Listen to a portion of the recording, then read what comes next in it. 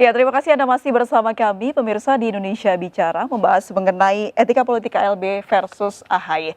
Pak Rahmat, boleh ada tanggapan mengenai tanggapan dari Bang Ube dan juga Bang Andi? Oh iya, pertama saya akan tanggapi Bang Andi dulu, kemudian saya akan tanggapi Bang Ube.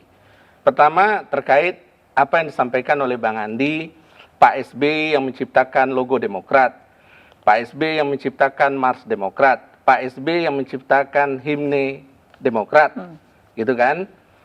Demokrat itu kan lahirnya tahun 2001.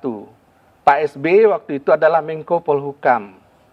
Kalaulah benar Pak SB yang menciptakan, berarti benar dong anggapan publik selama ini bahwa Pak SB ketika jadi Menko Polhukam sudah bermain partai politik di Demokrat, dan berarti Pak SB berkhianat kepada Bu Megawati sebagai presiden waktu itu.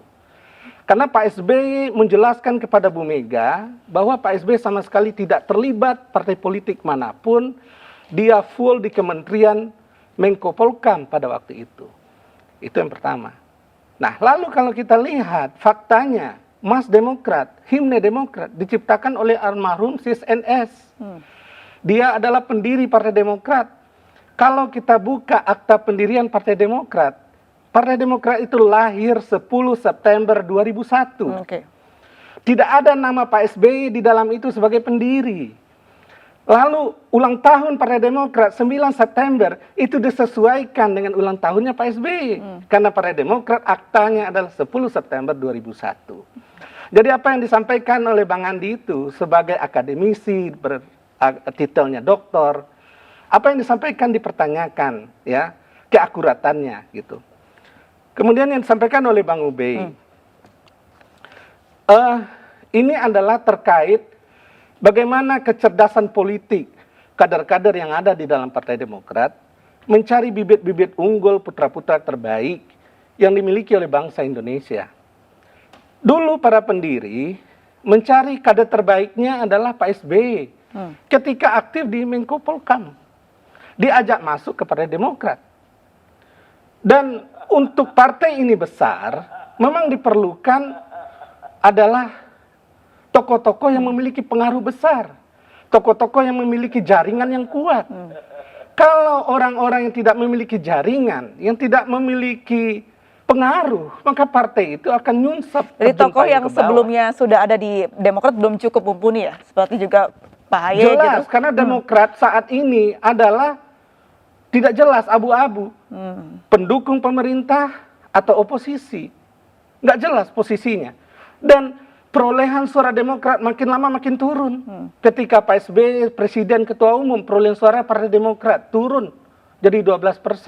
Ketika AHY jadi ketua umum, perolehan suara Demokrat turun 7%.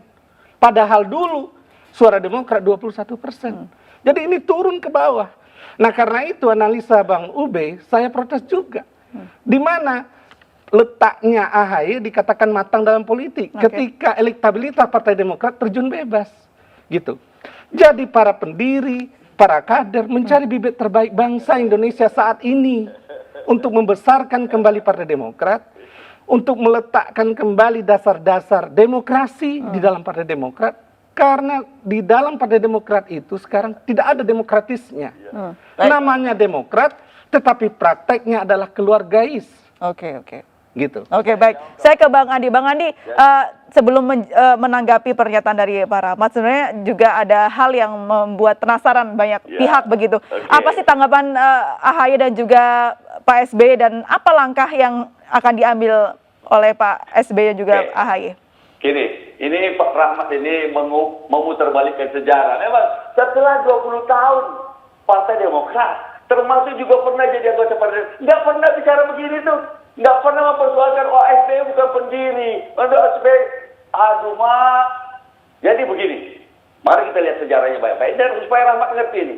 Ya, Pak SBY itu keluar masuk dalam pemerintahan. Waktu zaman Pak Gus Dur, kemudian keluar, lalu habis itu masuk lagi zaman Megawati. Pada waktu berhenti dari pemerintahan Gus Dur, disitulah dia menggagas partai ini. Tiba-tiba bulan Agustus 2001, tiba-tiba diajak lagi masuk oleh Pak Ibu Megawati. Tapi sudah digagas sebuah rancangannya, masnya sudah, lalu lambangnya segala macam. Setelah itu ketika dia masuk, bulan September lah kemudian jadi Partai Demokrat ini dilahirkan. Disesuaikan dengan tanggal lahirnya. Tapi namanya partai politik, sama juga sekarang, ada butuh syarat-syarat administrasi. Itulah harus ada tanda tangan akte yang dianggap pendiri itu. Lalu kemudian ada yang menjadi verifikasi, ngurusin verifikasi. Itulah. Nah termasuk Rahmat Darmawan ngurusin verifikasi. Itu betul juga. Tapi gerbongnya mana dulu? Demokrat ini. Partai Demokrat itu namanya aja dari Pak SBY. Muldoko kasih apa buat Demokrat? Pernah nggak kasih nama? Jangan-jangan sampai sekarang lagi sibuk hafal Mas Partai Demokrat. Bang Andi, berarti Pak SBY dan juga AHY ada keterlibatan emosional tinggi dong kalau misalnya ada sosok yang mengambil alih begitu. Meskipun ini partai politik ya judulnya. Bukan soal begini. Ini mengambil alih dengan paksa oleh orang luar yang punya kekuasaan dan uang. Itu bagaimana bisa? Kalau cuma dualisme, kalau ada semacam konflik-konflik internal, ada mekanisme internal. Tapi ini mengambil alih, mendongker, mengambil orang lain. Di luar partai mana coba lihat? Dalam demokrasi ada semacam itu. Betul kata Pak Ube, ini justru merusak demokrasi. Lalu orang mau bertanya, ini Pak Muldoko ini kedudukannya adalah Kepala Staf Presiden. Itu jabatan politik. Lalu melakukan gerakan-gerakan politik. Kalau dalam Orde Baru namanya gerakan-gerakan politik. Nah, bagaimana kita tahu gerakan-gerakan ini karena Muldoko pribadi atau karena jabatannya? Ini tidak sehat bagi demokrasi. Dan karena itu akan kita lawan. Oke, langsung saja Pak Rahmat, silakan tanggapannya. Silakan Pak Rahmat tanggapannya. Iya, Bang Andi salah lagi. Apa yang disampaikan oleh Bang Andi itu salah lagi. Kenapa salah lagi? Ketika saya wakil direktur eksekutif Partai Demokrat, semua data Partai Demokrat, mulai dari pendirian sampai 2010 itu saya punya semua. Karena sayalah yang mengelola kantor Partai Demokrat. Sampai rahasia Partai Demokrat pun saya miliki. Jadi 2001 itu Pak SBY itu masih melirik dua kaki. Apakah masuk ke Partai Demokrat atau bergabung dengan Partai PDK, yaitu Bang Andi jadi sekjennya 2003 ya, 2002-2003 bukan 2001. Itu Pak SBY masih ragu-ragu mau masuk Partai Demokrat kah atau bergabung ke PDK kah? Yang waktu itu sekjennya Bang Andi Malarangeng. Ketuanya Pak Rias Rasid gitu. Tetapi kemudian dalam putaran pendaftaran di Kemenkumham dan lain-lain, ternyata PDK tidak lolos verifikasi. Maka Pak SBY kemudian menjatuhkan pilihannya di Partai Demokrat, baru bergabung 2013. Jadi apa yang disampaikan oleh Bang Andi itu adalah mengaburkan fakta sejarah. Ya tidak sesuai dengan fakta sejarah. Baik. Ini punya Bagaimana waktu itu Bang Andi bicara, padahal dia adalah sekjen PDK. Dan Bang Andi tidak pernah kenal yang namanya data-data di dalam Partai Demokrat. Oke. Kenapa? Karena Bang Andi nggak pegang data. Oke. Kita jadi belajar sejarah Partai Demokrat dengan dua versi ya, pemirsa ya. Saya ke Bang Ubey lagi. Bang Ubey, ini menarik sekali. Apakah sejarah Partai Demokrat dan juga bagaimana ya perjuangan masing-masing kadernya untuk bisa mencapai posisi tertentu ini bisa menjadi senjata untuk bisa mempertahankan Partai Demokrat? Apa urgensi pemerintah untuk bisa adil di sini? Apakah Kemenkumham menjadi tolak ukur dari semua ini? Ya, saya kira sejarah itu memang memiliki ruang interpretasi yang memungkinkan berbeda dari masing-masing yang membuat interpretasi itu. Yang kedua, sebelum saya nanti mengomentari soal pertanyaan Mbak April, tadi ada pernyataan dari Pak Rahmat ya, yang sangat berbeda dengan Pak Andi Malarangeng terkait misalnya soal satu narasi yang diungkapkan oleh Pak Rahmat bahwa Partai Demokrat itu membutuhkan tokoh atau figur untuk bisa memimpin agar mengalami kenaikan elektoral misalnya. Saya kira itu betul. Dalam teori politik, tokoh memiliki fungsi yang cukup strategis untuk mempengaruhi pemilih menjatuhkan pilihan. Tetapi konteks antara menarik SBY ke Partai Demokrat dengan menarik Muldoko ke Partai Demokrat, itu konteks historisnya berbeda. Ketika SBY masuk ke Partai Demokrat, Demokrat sedang tidak KLB. Tapi ketika Muldoko masuk Partai Demokrat, Demokrat sedang ada versi KLB. Itu yang membedakan dua peristiwa itu. kemudian tafsirnya menjadi berbeda.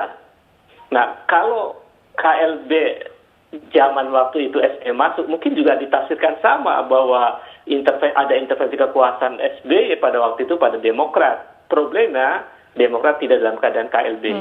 Kemudian yang kedua, bahwa saya tadi melihat perdebatan di antara dua kubu ini cukup kencang ya, dan itu menunjukkan bahwa sesungguhnya sumber daya politik Partai Demokrat itu bagus-bagus. Cuman sayangnya mereka dengan kapasitas tinggi itu diskursusnya tidak selesai ketika 2020 dan kemudian justru berkembang di luar arena partai. Itu yang saya kira menjadi persoalan yang kemudian terjadi hari ini. Kemudian dalam situasi yang seperti ini, menurut saya pemerintah tidak boleh diam ya, atau tidak boleh kemudian membiarkan konflik partai itu di ranah yang sangat liar misalnya. Saya menyayangkan pernyataan Pak Mahfud MD yang mengatakan bahwa kasus Demokrat itu sama dengan kasus PKB misalnya. Saya kira itu keliru ya, karena pada waktu itu problem PKB itu internal antara Gus Dur dengan Caimin. Jadi tidak ada orang luar yang masuk ke dalam partai menjadi ketua partai. Nah, problemnya sekarang itu antara AHY yang di tubuh partai lalu Pak Muldoko di elit kekuasaan. Jadi itu tidak apple to apple perbandingannya. Sama juga tadi perbandingan menarik SBY ke Demokrat dengan menarik Pak Muldoko ke Demokrat itu tidak apple to apple secara historical. Kemudian sekarang bagaimana pemerintah? Menurut saya pemerintah mesti bersikap objektif.